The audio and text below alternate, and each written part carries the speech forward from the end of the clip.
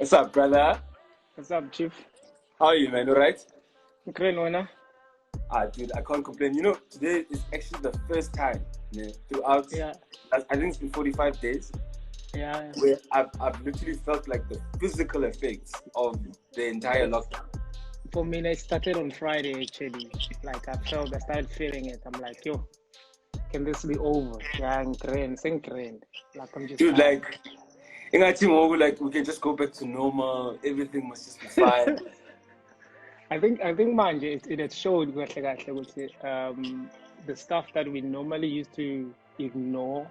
Yeah. Now we realize how important they are because of now. I think 14 is very new. It's kind of a question I've been asking everybody. Like the moment, I think it was the 23rd of, I don't even remember the date. I think it was the 23rd of March. Yeah. The president goes on the TV and says, we're shutting this thing down for everybody. Yeah. Right? I kind of want to understand what your frame of mind at the time was, like how did you feel?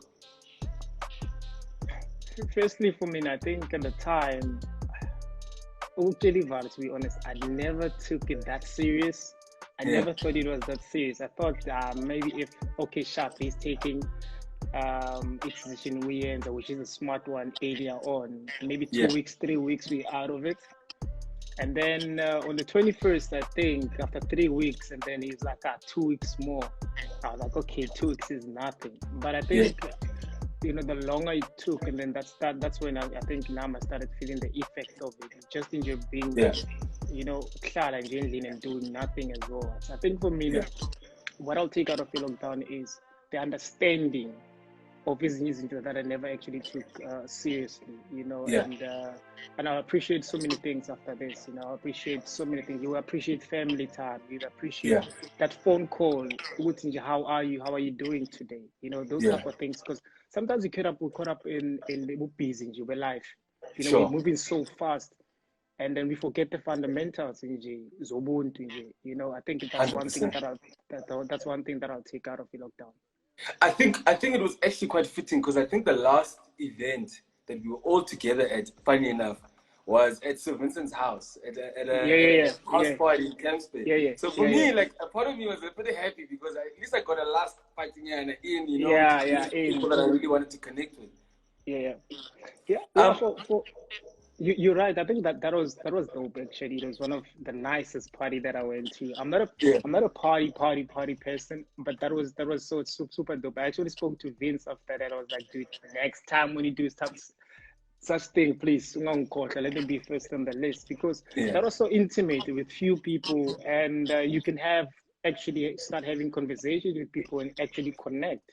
And sometimes you need that because of with all the departments it is alive, there's always a perception about based on about not understanding. Because when you see somebody from afar, you start having a perception about a person, and when you start having a conversation now, it changes that, and on its own, sometimes, especially for me, that I struggle with all my career, when you look at me, you look like arrogant and I think and then and once you start having a conversation, you actually understand what type of a person I am, and those are kind of things that actually helps me as well to heal what I've been dealing with all this time in my life because I never had a voice. Because once you're a footballer, you don't have a voice. The only time actually person hear you speak is when you have a man of the match. They give you 2 minutes to speak and that's it. But with you never. So based on that and the talent now, about bracket based on the talent that you have. When you're least talented, people actually want to listen to what you're saying because they're thinking, oh, if I get that talented, should be guys schooling something to say. But when you're that talented, and that has been the struggle that I always had in my life. Sure. I know we're obviously going to go through the career, but there was a moment when you were literally brand ambassador of think of 5 or 6 brands. Your name was like the name, Yeah. And I want to talk about for you, how, especially now getting to connect with people that you really want to connect with. First and foremost, how does that feel? To be fully on the spotlight, being watched all the time. And then now, on the other side, like you're saying, now that you're older, you're getting to enjoy it. But let's just do some perspective. What are the real differences between the two? I think for me, when that was happening, Yeah. I didn't like the part which I'm everywhere. And now being everywhere means it requires you to speak. And I didn't want to talk. You know, the only thing that I wanted to do was be on the pitch and play because I Yeah. realized which once you start talking, you're opening up a gap and for people to get in between and start trying to find out things that they're not even supposed to find out. Yeah. You understand? For me, now, all I wanted to do when I was playing the game was I wanted people to know what I'm doing on the pitch. Other than that, that's it. You know, Yeah. I'm going home, I'm doing my own stuff. If I'm going out, I'm going out to a, exclusive party there, and then I'm coming back. I wanted to be known as a footballer, nothing else. Yeah. But it was a lie because of once you become, a brand ambassador for so many brands, you require to speak, you require to show up, you require Yeah. to put your time in, and it started opening my eyes actually, Yeah. and you start having conversations with people that are in high positions. You started, Yeah. it started like you started pricking your mind, and people started asking you questions that you've never been asked in football, Yeah. and for me, I think on the conversation side, it was very enriching for me, and it opened so many doors, Sure. and it opened my mind in so many ways as well. But in terms of privacy, I never had one. Once you become that person, you are bound to be judged on certain things. Yeah. And it took me a long time trying to please everybody else while I was making myself unhappy, and I felt like I was in prison because of the way that I was living my life, because I wanted to protect my image so much that I forgot Yes. to live my life. And that on its own, I've missed so many things in my life that I could have enjoyed at an earlier age. I could have done something at an earlier age, but also the talent that I had maybe never gave me that opportunity because I always had responsibilities. Playing at Orlando Pirates and being the player at that team doesn't give you much opportunities to enjoy outside football because Yeah. once the results are not coming, they're looking at you. You Yeah, mentioned something earlier on, which is like super important about how you let your skills do the talking, yeah, and that's yeah, something that you've done from the beginning of your career. yeah, I know a yeah, lot of people, when the Wikipedia pages, the Googles, and whatever will tell you a certain story, but I'm yeah. 100% sure there was a moment that soccer met you. When it started for you, when it really, really started, when you're like, yes, I want to do this thing forever. I think I Yeah, was playing in NFD. yeah, I don't know. They call it Clear Africa now.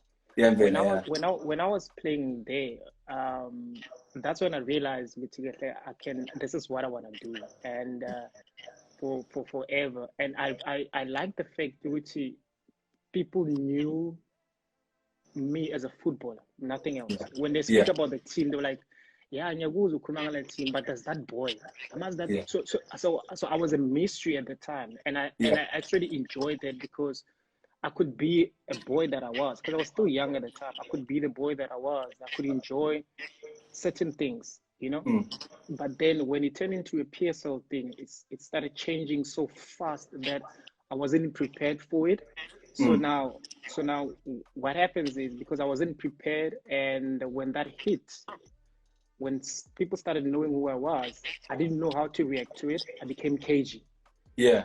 I became so cagey, and that affected my personality. The makeup of Teko Modise is 90% him, practice, working out, figuring out his Yeah, own style. But earlier on, there were people that you were watching, you're like, "Mfumfana na lay out." So who were yeah. those people early on for you? I remember there was an era or a point in time where Steve Likulia was the thing in South Yo, African football, yeah, And I think he changed also how I looked at football, and he changed how I wanted to be seen as well.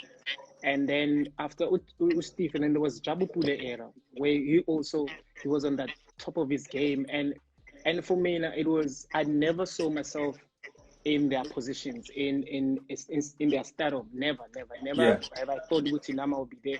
It was those type of guys that I actually would enjoy watching. Like for instance, Kifle Rim was out of this world. He was, yeah. Oh, I he's think amazing.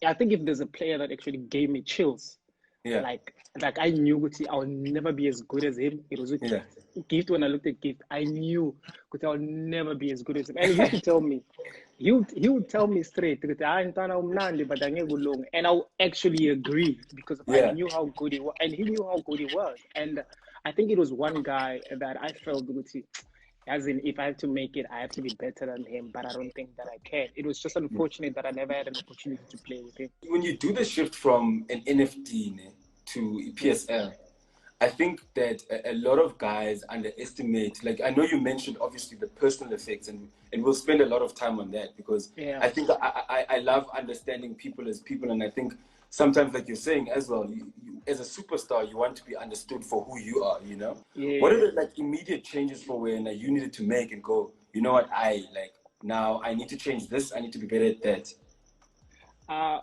Lloyd, you know, I nearly lost it. When I changed, the first team that I played for from Umvela coming in, it was SuperSport United. Pito Simani was the coach. Yeah. Pito had high regards, you know. He was speaking so well about me into the team, and nobody knew who I was at SuperSport. So now, because I'm so used to being a superstar from that small team in Pumakot. Now coming to SuperSport, the nicest thing was all of us were all the same age. Yeah. But I didn't train as hard as I used to. Now that I've made it, I didn't train as hard as I used to. And I started finding interest in stuff that were never interesting me in that side. Because in Zanin is a very small area. Now I'm in Pretoria, there's lights, there's nightclubs, there's this, there's chicks, there's all those things. Everything is there. So I want to explore all those type of things. And my performance at the time started declining, right? Yeah. Peter got so mad at me because he could see my personality being changed. And Peter is the type of a coach that when he signs you, yes, on your talent, but also your personality. It helps a lot what kind of a person you are, whether you fit in within the system. Yeah. And at the time, I was a perfect fit into the system, but I started losing my ways. I remember one day, he stopped playing me at all. He stopped playing me. And then I bumped into one of the legends that played for Kaizer Chiefs, Computer Lamola. He called me aside. He said to me, "You don't understand how talented you are. I'm actually shocked that, you know, SuperSport is playing such a big game and you're not even playing. I don't know what you're doing. I don't know what's happening between you and the coach. But just understand that this is an opportunity of a lifetime. You make sure that when all is done, don't regret this moment. Take this opportunity and make it, because you're such a good player." He said so many things that were very profound. From that day, started changing. Pirates was huge. Like, it was. Like I actually, you know what? As a supporter of South African sports, there was a time where just like South African football took a huge dip, you know. And I remember at the time when you moved to Pirates. It was almost like a bit of resurgence of the news and talk around South African football. It was like a landmark moment. It wasn't just, oh, I signed for Pirates and I'm moving for Pirates. Like, the whole soccer fraternity was talking about it. And I can almost imagine the weight on your shoulders, because now, like, I have to perform. I was not ready, actually. You know? And when my move, when I actually got to Orlando Pirates, I think at the time there was like 80 players to 90 players that are within the team. And then now, in the negotiations, after negotiating and signing the contract, they actually told me, like, listen, we'll give you the number 11 that you want, that you're using at SuperSport. And at that time at Orlando Pirates, the person that is wearing that number, it's Jabu Pule, Chief. So now they had to take away his jersey and give it to me at training. Imagine, but what I realized was, because at SuperSport we knew the number of the team, 25 players. It's just a small knit. There's so many players that are very, very talented, and I realized from day one that if you're not gonna train the way that you play, you're not gonna play at all, because if somebody else is probably maybe might not be as talented as you are, but will work harder and will actually play. And I wasn't there to add numbers. I wanted to play, because if I wasn't playing, I was going to miss an opportunity being in a national team at the point. So I had to actually play. But luckily, there's few players that actually accepted me when I got into Orlando Pirates. They spoke to me. The other ones, they didn't even want to talk to me. Because the thing is, like, big teams is always like that. You need to earn your stripes. Sure. And I understand, and I understood that when I got in there, I never felt like, oh, abangtandi. I was like, okay, ngizobabonisa lapha. I had to end Yeah. my strap. Yeah. My my first game wasn't that good because first of all, my first game was against Kaizer Chiefs. It was not good at all.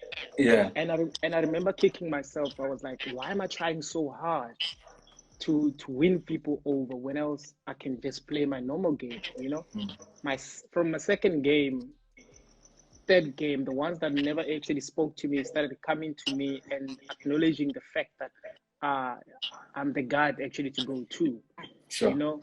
And I think things started changing for me, but sometimes is when you train for Orlando Pirates, you don't understand how big the team is until you are not.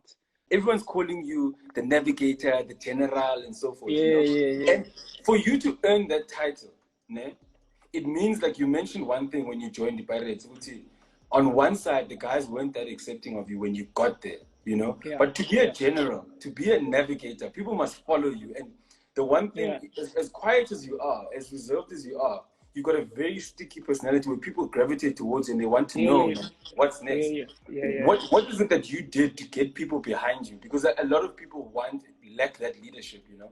Once you get to Orlando Pirates where there's so many superstars and me being talented the way that I was and working my ass off every Yeah, day at training and with my mouth closed, it made it easier for them to follow me because of they said to themselves, if this guy is one of the talented players within the team, people are actually paying them money to come and watch him play and he works hard the way that he is, yeah, why can't we?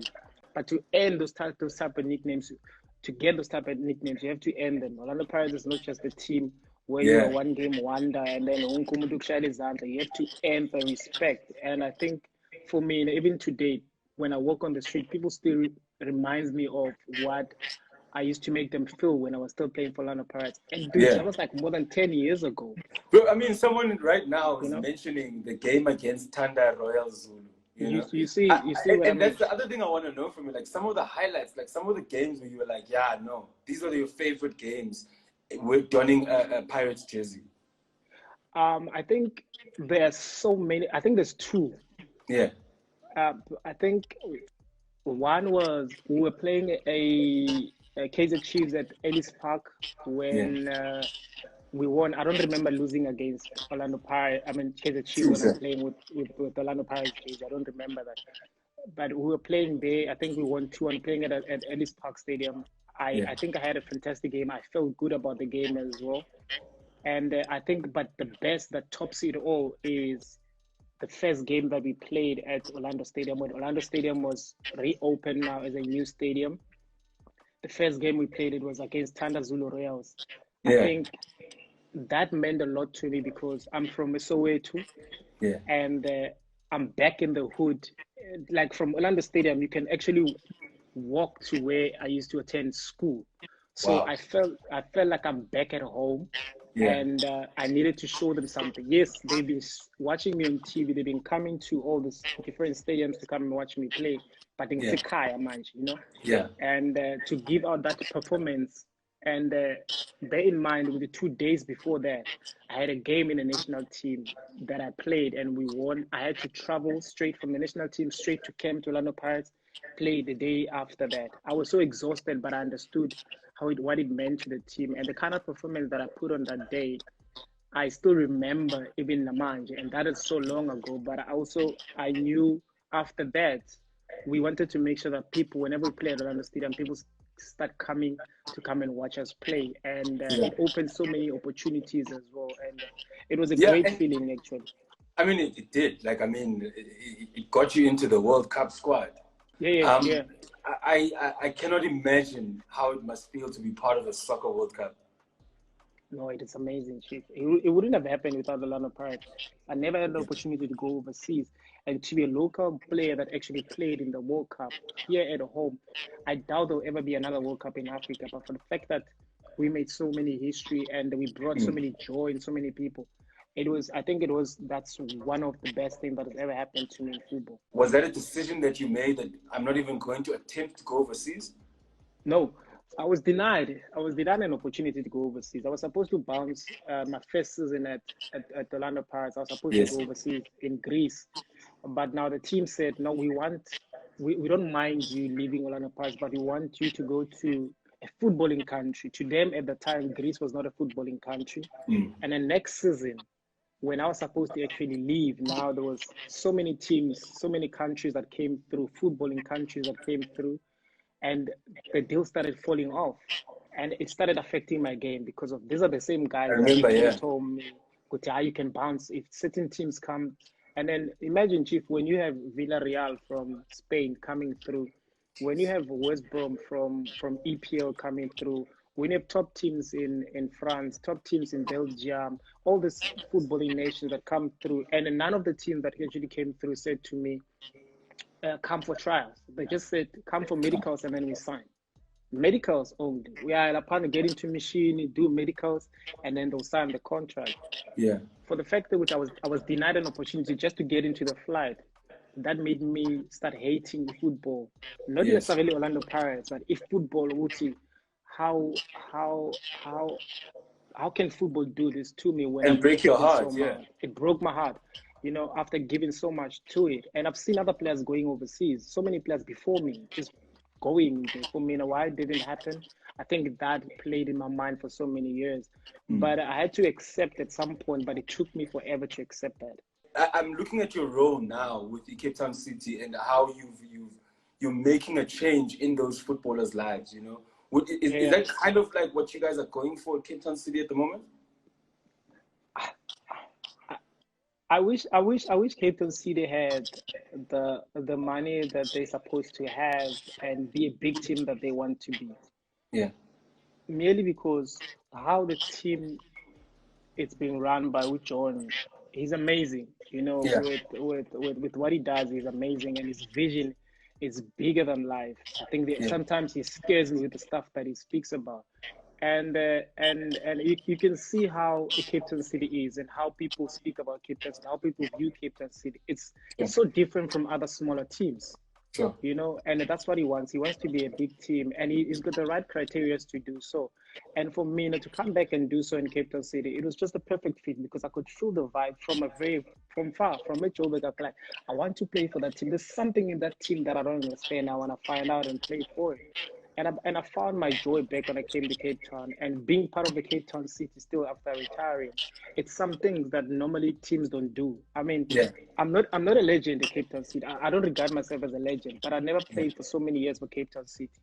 But for them to actually say, dude, you retired, come and work for us, it's amazing. Normally footballers, normally footballers, they'll be like, they'll give you a benefit game, and then that's it. Thank you, or up with the next. But for the fact that I'm the opportunity to still be here, I think it changes the perception and the minds of other teams as well. Yeah.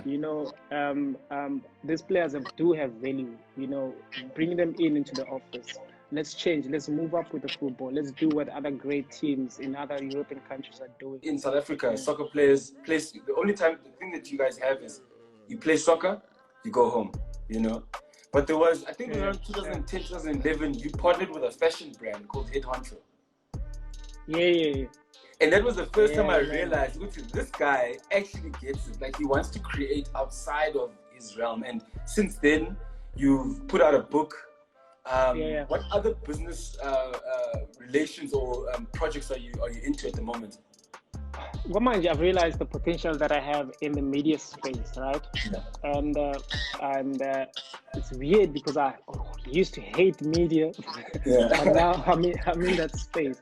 I think there's a big potential for me in the media space. But mind you, I'm partnering Sean at the podcast that we have at Sokala Doom, right? Yes. And I also want to start building content for SuperSport and try to have so many shows within that space as well. That's where I want to play. I want to build those.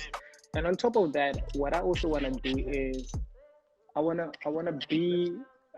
have an agency that will actually manage talented players, not just footballers, but talented players, talented people.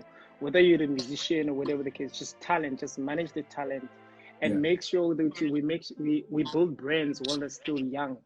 We build them into brands, because I think if there's only thing that will sustain you, a brand, not the talent, you know. So we wanna build those type of mentalities and create them as soon as possible, because once you have that brand, you've got longevity, it's, you know, it gets higher and higher. When you dropped the book, you know, I'm sure there were lessons that you wanted us to learn out of the book. Yeah. I think that the key lesson was just to make people understand with the, I had so many issues that I had to deal with personally. Yeah. That never affected my job. And because at some point people thought, I have all these things figured out, you know, everything I was given to on a silver platter, not understanding. At some point I was a still kid. None of my family members wanted to do anything now, and I was young at an 8-year-old.